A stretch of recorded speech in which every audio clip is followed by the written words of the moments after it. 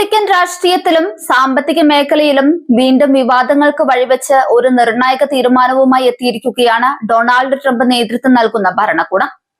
ലോകത്തിലെ ഏറ്റവും ശക്തമായ കറൻസിയായ US ഡോളറിന്റെ രൂപകൽപ്പനയിലും പാരമ്പര്യത്തിലും നേരിട്ട് ഇടപെടുന്ന ഈ നീക്കം ചരിത്രപരമായ ഒരു വഴിത്തിരിവായും രാഷ്ട്രീയ പ്രതീകാത്മകതയുള്ള തീരുമാനമായും വിലയിരുത്തപ്പെടുന്നുണ്ട്.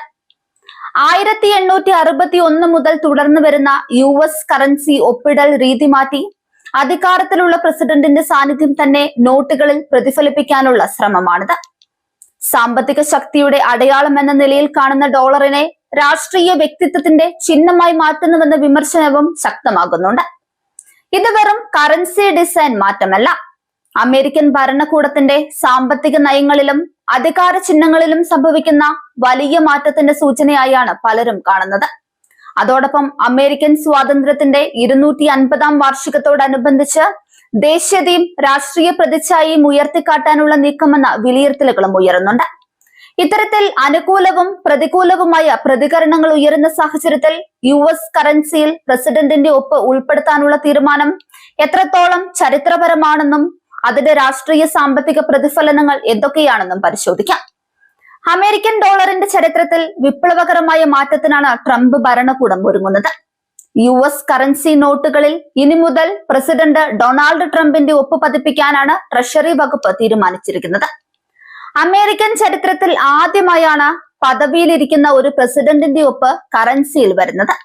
ഇതോടെ 1861 മുതൽ തുടർന്നു പോന്ന 165 വർഷത്തെ പാരമ്പര്യത്തിനാണ് വിരാമമാകുന്നത്. ട്രംപിന്റെയും ട്രഷറി സെക്രട്ടറി സ്കോട്ട് ബെസന്റിന്റെയും ഒപ്പുകളുള്ള ആദ്യ $100 നോട്ടുകൾ ഈ ജൂണിൽ അച്ചടിക്കും. തുടർന്ന് മറ്റു നോട്ടുകളിലും മാറ്റം വരും. സാധാരണയായി US ട്രഷററുടെ ഒപ്പാണ് നോട്ടുകളിൽ ഉണ്ടാകാറുള്ളത്. എന്നാൽ ട്രംപിന്റെ ഒപ്പ് വരുന്നതോടെ US ട്രഷററുടെ ഒപ്പ് കറൻസിയിൽ നിന്ന് എന്നേക്കുമായി ഒഴിവാക്കപ്പെടും.